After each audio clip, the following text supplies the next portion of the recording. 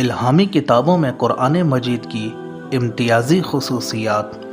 Number 1، قرآن مجید کو یہ امتیاز حاصل ہے کہ یہ بنی نوع انسان کے لیے اللہ تعالیٰ کا نازل کیا ہوا آخری ضابطۂ ہدایت ہے۔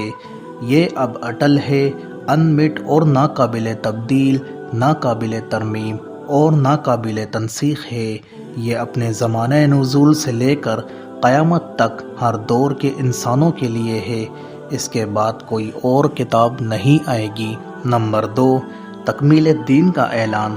قرآن مجید ایک منفرد یونیک اعزاز کی حامل کتاب ہے، اور یہ کہ اس کے ذریعے اللہ تعالیٰ نے تکمیل الدین کا اعلان فرمایا۔ کسی اور آسمانی کتاب اور شریعت نے یہ دعویٰ نہیں کیا، چنانچہ اب دین اسلام ہمیشہ ہمیشہ کے لیے مکمل ہے۔ اس کا یہ مطلب نہیں سابقہ انبیاء کرام علیہم السلام کی شریعتیں ناقص تھیں، وہ بھی یقیناً کامل تھیں، مگر صرف اپنے اپنے دور کے لیے اور محدود زمانے کے لیے۔ ہر دور کے تقاضوں کو پورا کرنے کی صلاحیت ان میں نہیں تھی، اور اس میں بھی اللہ تعالیٰ کی حکمت کار فرما تھی، کیونکہ اس وقت نزول کتب اور بعثت انبیاء کا سلسلہ جاری تھا۔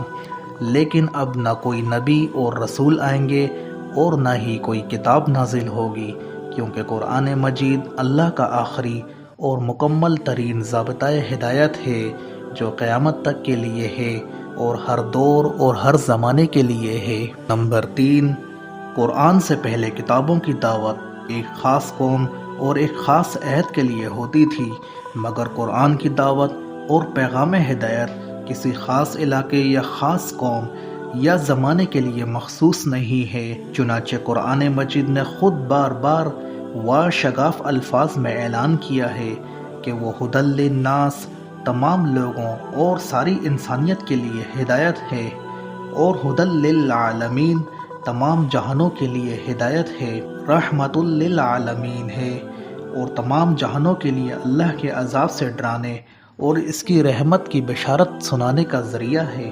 نمبر 4، پہلی آسمانی کتابوں کی تعلیمات کا دائرہ محدود تھا۔ ان میں ایمانیات، عبادات، مناجات اور قصص و واقعات کے علاوہ کچھ اخلاقی تعلیمات کا ذکر ہوتا تھا، مگر قرآن کی تعلیمات انسانی زندگی کے تمام پہلوؤں پر حاوی ہے۔ اس میں عقائد، عبادات، اخلاقیات، مناجات اور اخبار و قصص کے علاوہ معیشت، معاشرت، عدالت، حکومت، سیاست، ملی اور بین الاقوامی مسائل کے بارے میں تعلیمات موجود ہیں۔ ایسے جامع اصول موجود ہیں جن کی روشنی میں ہر دور کے مسائل کو حل کیا جا سکتا ہے۔ نمبر 5، قرآن کے علاوہ تمام آسمانی کتابیں زمانے کے حادث دست برد سے محفوظ نہ رہ سکیں۔ خود ان کے پیروکاروں نے ان میں تحریف کی، اپنی خواہشات نفس کے تحت رد و بدل کیا، یہاں تک کہ وہ اپنی اصل صورت میں باقی نہ رہ سکیں۔